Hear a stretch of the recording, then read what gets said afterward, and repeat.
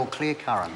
Thank you, Mr Chair. Well, I thank the Minister for his contribution, for his substantive comments on Part 2 of the bill, and for the explanations that he has given.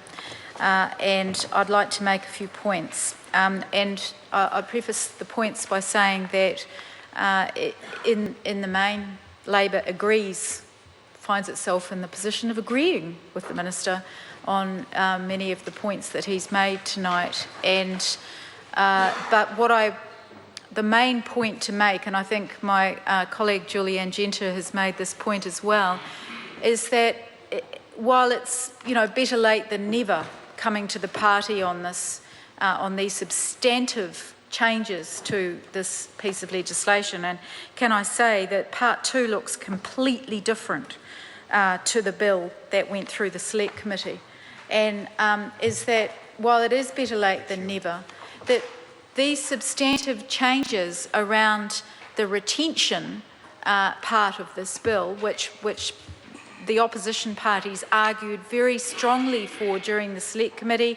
It was argued for by many of the submitters. There were arguments with officials, there were arguments, there were pleas, there were letters written to the Minister, and there was no response at all.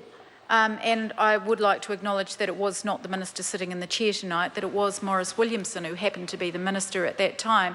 And the sensible, pragmatic, reasoned arguments following the collapse of Mainzeal, which was the major company which had collapsed, which was on everybody's mind when this bill was before the Select Committee, there was compelling reasons to consider retentions and how subcontractors would end up being paid and not being left floundering, and some of them ending up going out of business.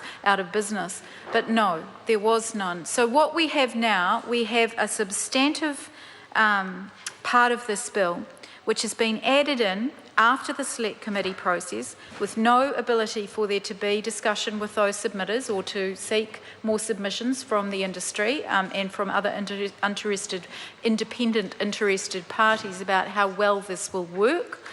We've had no ability to do that, and we're having this debate in the committee stage of the Parliament tonight, which is just not acceptable for how the legislative process should occur. And I can't hold the current Minister in the chair to account. He's actually done the work of bringing a substantive, some substantive changes to the Parliament tonight. But the problem is that it hasn't been tested. So all we have is the Minister's word that he's done the consultation. In fact, during his contribution, we didn't hear what consultation there has been and where these changes came from and what lies behind them. And if the Minister does address this part of the bill tonight again, it would be useful for the House to hear as to what input there's been and where the and how comfortable, or what assurances does he have that this is the best way forward, and that there aren't others. And I would like to refer to my colleague Clayton Cosgrove's quite comprehensive SOP that was put forward quite some time ago to try to address this after we came out of that Select Committee process without the retention process. And in it, it called for the retention money for commercial and industrial developments to be held in trust for the subcontractor entitled to the money, which is where the Minister has gone. But also, it added another clause, which was for the head contractor who holds retention money to pay the money into an independent trust account, which was the retention money trust account established and operated in accordance with the regulations. I suppose, given the fact that we are unable to have a discussion with officials, how that money gets paid out, what the assurances are that there will be adequate transparency and good process around that, and accountability back to the industry and to the Parliament, given that we're passing this legislation, those are the things that we, Mr Chair, that those are the things that we want to know more about tonight, and I hope that there is the opportunity for there to be some more information provided to this House tonight as to what process the Minister has gone through to come to the conclusions that he has to put these quite substantive provisions from in subpart 2, 18A right through to 18I, which do make those changes.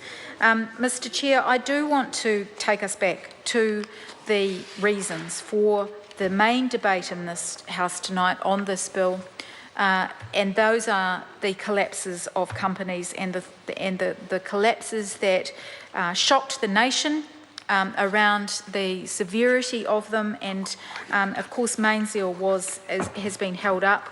In 2013, 486 workers, a severe shock to the construction industry, and that sent those shockwaves right through all those subcontracting parts of the industry. But more than that, you know, that was preceded by Alliance Construction in Auckland in 2012, in Grimara in the Waikato, Pothole People in Christchurch, Can Build Limited, Tectonic Construction in Christchurch, Abode Design and Build in New Plymouth, and in 2015, Philip Rouse Limited. So it's still happening. And so the need for these clauses, for this legislation to be passed so that there is that ability to protect that subcontracting part of the industry is critical.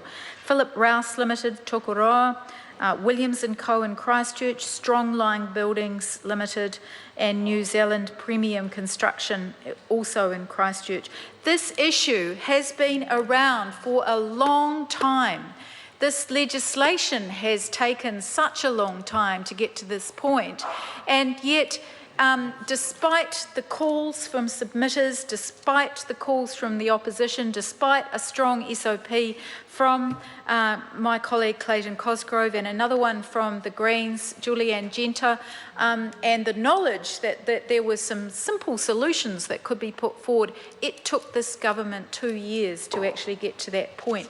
And yes, it was signalled just before the election actually, and I wonder why.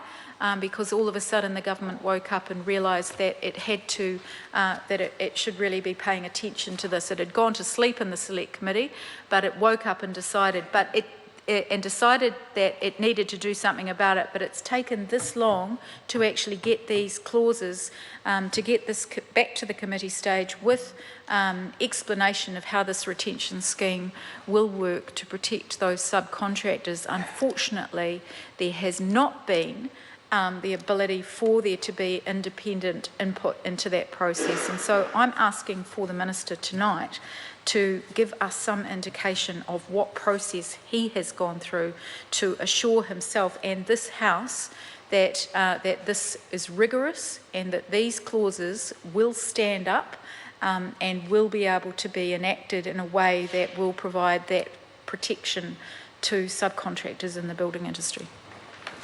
I call Ria Bond.